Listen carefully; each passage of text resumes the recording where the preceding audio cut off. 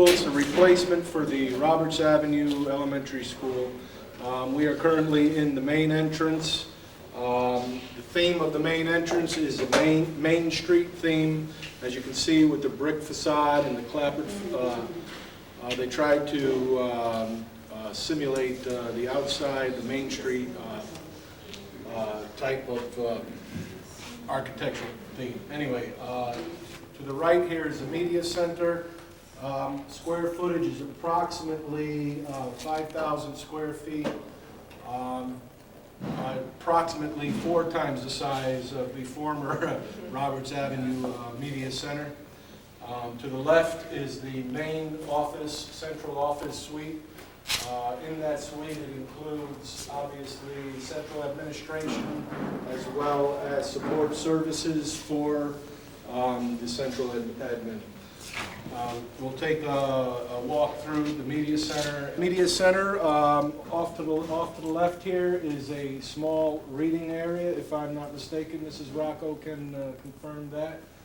Here, basically, the children will be able to get books and spend some quiet reading time off to the side undisturbed.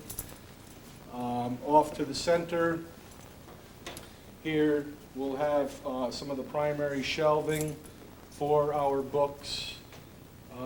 Behind all the boxes here is the charge desk. Unfortunately, you can't see that at this point. All this stuff was moved over the weekend, Saturday, so we sort of didn't expect this recording, so please forgive us. As you come further back here,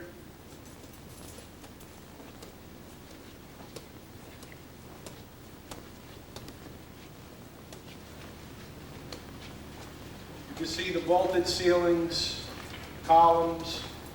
Off to the left here is another... 3 through 5, and this instructional area will be geared for K1 and 2 students.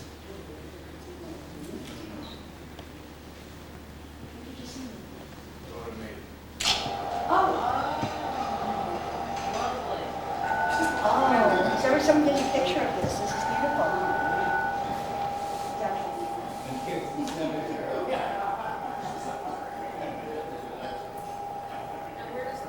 Makes for a great genealogy unit. Math lab. Students have a 45-minute computer period each day. We do have a full, as you know, computer curriculum K through 12. So students will come into our lab each week with their teachers for a 45-minute period. We also do have 3 mobile labs currently at the old school. So the mobile labs have been this past year because we've had to take away the computer lab at the old Roberts Avenue to put a classroom in that space. So it'll be really exciting to have our regular lab back with 28 stations. So each child from each classroom will have their own computer to work on when they're in the computer lab. And one of the things I'd like to add in this computer lab, just on the design level, was we all know that when you have that many computers in a room, the heat can be an issue. So this room has its own dedicated air conditioning system. That system, along with the rest of the building, is integrated with our energy management system that is controllable through the front-end computer in my office and the sites and facilities. So we're able to not only monitor, but also control the temperature in each area. Probably 20 years, our music teacher has been working out of our cafeteria. So this is a fully equipped music station, music room. We have all new chairs and music stands. This is a movable partition which will close for music classes because we are adjacent to the gym. There's a stage that goes out into the gym area. For performances, this curtain can be drawn around the back of the music room, which will make this the stage. We have a full lighting system, high-tech, state-of-the-art lighting system. The big cabinets that you see will hold the Orff instruments, which are part of the music program. That's actually called an Orff Garage. So it's a beautiful space. It'll be utilized very well. The reason for the movable partition was so that students could enter onto the stage area for performances from the music room rather than having to come through the gym and onto the stage area. Cool. Very nice. Beautiful. The sound system, There is a sound system. is it? It's not in yet. Oh, it's in the mail? So, gymnasium slash auditorium. This gymnasium is approximately 10,000 square feet. It's about 25% larger than the gymnasium in the older Roberts Avenue School. To the right, you'll see the stage area that we were just in. This space is shared with the music room area. Basketball backstops are automated, so they're adjustable for height. You have a full-size court. You have a poured rubber flooring. This is the latest in flooring in these type of applications. This floor should last a good 20 to 30 years without any kind of serious maintenance issues.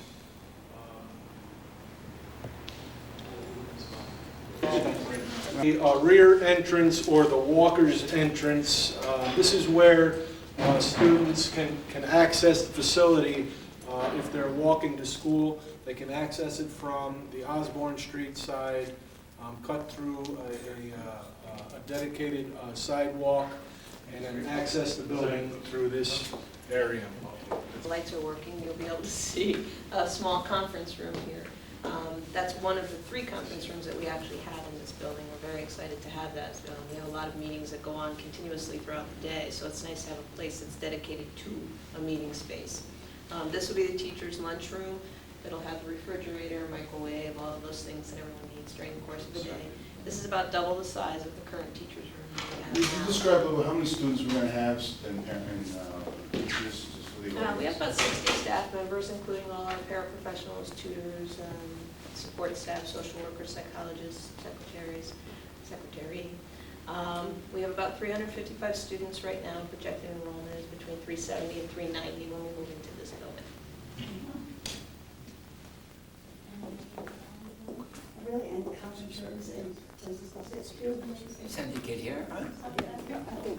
Our teacher has art on a cart, so she pushes her art cart from room to room over the course of the day with 5 minutes between each class period to allow her to get down the hallways. Our storage area for all of the art supplies is a very small closet in the hallway. So to come into this room, you'll see it's equipped with 2 full-size sinks and 1 that is handicapped accessible. We have a full-size storage closet to hold all of the art supplies. This will also enable us to hold a special art program, which we have never been able to do at Roberts Avenue because there's never been a space. So the only time they've been able to provide any art instruction is specifically during art class time. This will allow the art teacher to take students who have some affinity to art for extra periods during the course of the week and try to develop those skills in those students. And how many sections of art will the students have a day? How many times a week? Right now, they get 1 art period a week, but if we can add in a special art period for those students who are more inclined towards the arts, we'll be able to add in more during the course of the week. I think this is one of the more important, to me, one of the most important parts of the building, because I always felt that the arts were special.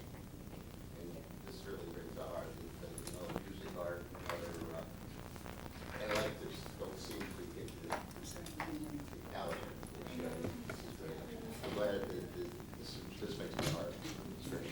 It should really enhance the program. It to the should point enhance where- the program and should be quite a bit. This is really great, I'm glad.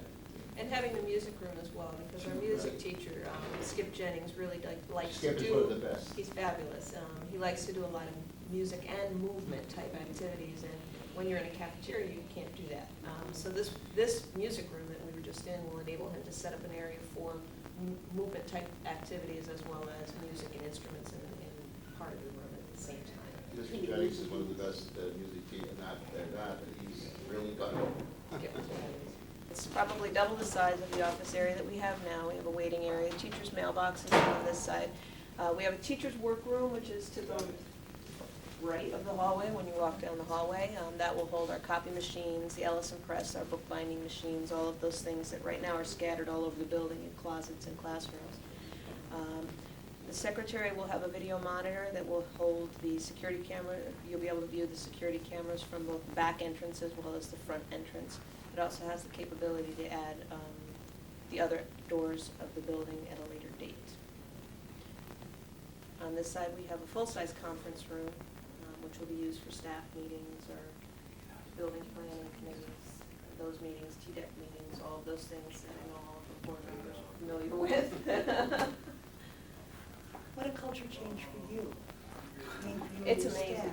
It's just amazing having to have some everything- space to move in, and not have to figure out, okay, we're gonna have a grade level meeting today, or a data team meeting, or a TDEC planning meeting, where is that gonna be, because we don't have space to have it in, so Right. this will enable us to have more flexibility in planning those meetings. I mean, not only with the children's stand with different, with the art and music programs, but your everything about. Yeah, and having the art and music in their own room and not in the cafeteria allows me to do different things with the schedule, because the schedule has always operated around lunch, because we've used the lunchroom for music classes, so the whole schedule has operated around lunch.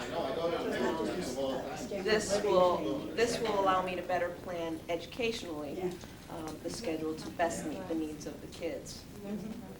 Have the faculty been over to take a look at it and The walk faculty through was it? here on Tuesday of last week, and they will be here later this morning. What was their reaction? They're thrilled, they can't Yeah. wait to get in, they really, it's just a great gift for them to be able to come into a space like this. So it's terrific. You'll see we have our resting area over there for those students who need to be monitored while they're resting. We have an exam room on the other side, which will be used if a student comes in injured or ill. The nurse will go into the exam room. That also has our locking cabinets for safety of drug administration, all of those things. We have a storage closet, which is fabulous for all of the clothing that would go through, especially in the winter months. One of our most exciting things is that we will have a dental clinic this year. So we will have a hygienist that will come in during the course of the week, as well as a dentist that will come in periodically for minor dental procedures. Those can be done here in the school. And that's permanent, is it gonna stay That with is, you? this is Yeah. a permanent site. Right. We have had the traveling Yes. clinic in the past, but this will be a permanent site for the clinic. It'll be right here? Yep. And back in through here, we have all the people's personnel. and Right, down this offices. hallway, there's another conference room. There's also the pupil services offices for our speech, social worker, and school psychologists. So all the services are integrated right in this area? Everything is right off of And the you have a office. conference room And a for conference parents room, and stuff? right. Very good. One of the areas that was very deficient at Roberts Avenue is the area for the professional staff and parents to meet. This is a conference room that's really dedicated for the use of the faculty and parents. They have, normally they'll have what we call a PPT, pupil service meeting here, or a multidisciplinary staffing for parents. It's really an enhancement and a respect to the program, and it really would add value to our pupil service program here. And it's adjacent to all of the offices, so parents can come in, check in, come right through to here and feel comfortable in this setting. We're really pleased to have it. Thank you. Maintenance room, the guts of the building, it's a power source. The building is temperature controlled, which we think will add quite a bit to the atmosphere and the climate in the building. It is air conditioned, and it does have, as I said, temperature control. These are the furnaces, the boilers that we have, and also a main entrance for deliveries so that they're out of the area where students will be coming to and from school. It's quite an enhancement over the old Roberts Avenue, which had a different furnace system. This is a brand new system that really is fuel efficient and should save us quite a bit in our heating fuel during the year. Throughout the facility, that's all baseboard radiation, in addition to hot air supply returns that we have, rooftop units on top of the building. What we have here is also a standalone hot water heating system. This is designed for summer use, for summer cleaning, so that you do not have to run the boilers during the summer to give you the hot water that you need. But during the winter months, you shut this down, a couple of valves are turned over, and then you get your hot water, your domestic hot water from the heating system during the winter months. Also, we have the main electrical distribution system is in this room. We have the fire alarm system is also in this area. And also just outside of here, we have the fuel tank storage system, oil tank. It's an above ground system. It comes with all the bells and whistles as far as leak detection, water contamination, any of those types of issues. It's the latest and the greatest in that type of technology. Classrooms are slightly different than the other classrooms. They have a bathroom within the classroom that you'll see. They also have, this wall is closed in the kindergarten classrooms, and the other classrooms, this wall is open to the cubby area for better supervision of students in those cubby areas. Every classroom does have a storage closet. Kindergarten through second grade has sinks and water fountains in the classrooms. The upper grades do not. Each of the kindergarten classrooms has an exit door to the outside play area. There's a fenced and gated play area. There will be some equipment that are better suited to the smaller children in those gated areas. Each of the classrooms will be equipped with a projector, ceiling projector for technology. That was one of the plans, so it all is all wired. Smart boards will be coming for most of the classrooms, if not all. The smart board is a board that'll interact with the computers? Or Correct. we're It is a bringing in piece of, that the smart board is a piece of technology. Currently, these are just whiteboards. They are magnetic whiteboards, but the smart boards are, it is technology. And it does allow interactive teaching through technology. Is this a typical classroom? I mean, if we're going to see the others other than the same? Yeah, we'll go in one of the other classrooms Right. that is not a kindergarten room. They are all identical. They are Well, identical. okay. The only difference in the other classrooms is there is an opening to the cubby area, and there is no bathroom. So, same. There are sinks up through the second grade Up to the second classrooms. grade. Yep. So for recess, it's the K1 can go right outside? Right. Yeah. For each one? Right. And for the smaller kids, if the teachers feel they need some kind of break in movement activity, they can go right outside without And the disturbing. security is other all set classrooms. with the fence? Correct. It is a gate, there is a gate that closes in the entire area. And there's no way to get in these doors, there's only an exit. So I mean, some, All of our perimeter well, they all doors have, are that's a locked. fire rule, I know that. Correct. But I mean, there's no way of getting in. That's, I know you can still get out. That the boards are at a lower height so that students are able to work on the boards, and things that go on the bulletin board, students have access to on those bulletin boards. So they're set at a lower height. This is the opening, which will provide better supervision in the closet area, the cubby area. There's also a little sitting bench on the other side, so students can sit to change shoes or boots or whatever they need to change. Again, this is a classroom that has sinks and water fountains. All of the classrooms are equipped with tons of bookshelves for the classroom libraries to enable the teachers to have a wide variety of reading levels in the classroom. And the way we run our literacy program, the balanced literacy approach, we have classroom libraries, and that'll really enhance what we do throughout the instruction. For the board members that don't know, because I learned this quickly, Anna and Angelo and Antonio Iderola from the city have been working together since groundbreaking, actually. And for Anna would each walk around with her hard hat here, and she helped supervise. She selected the colors. She worked with not only the aesthetic part of this, but intimately the technology pieces, the phone pieces, all of it part of her idea and her dream of what this school ought to be like to deliver quality programs. So I thank you publicly for that. It was a lot of hard work. And now she's and the mover with her faculty, boxing and bringing things over. And she's just been a godsend to us. It wouldn't be here this way if it wasn't for the work that she has done and her staff. Both of you, thank you. Our classrooms, I think we're done. I think we're done with all the other classes here. I don't know, Mr. Molnar, would you like to say something? Because you're our, no. Well, I want to thank Mr. Rocco, Mr. Rodriguez. I want to thank Mr. Davis, our superintendent prior to Dr. Sale. And I want to thank you, Dr. Sale, for completing this fine project. These things take many, many months, many, even years, and just to get it through is tough. I want to thank my fellow board members for taking the time off from their busy jobs. And I want to thank Mr. Molinaro. We have a Mr. Molinaro, we have a Mr. Molinaro. Mr. Molinaro married, was lucky enough to marry our secretary, and Mr. Molinaro used to be, was our former principal of Roberts Avenue and Great Plain, and well, boy, he was all over the place. And Mr. Rodriguez, you did a fine job, and thank you very much for coming. And this is a highlight for me as a board member. We don't get many highlights, we usually get sometimes abused. But this is a highlight, and I love being here with all of you. To Mrs.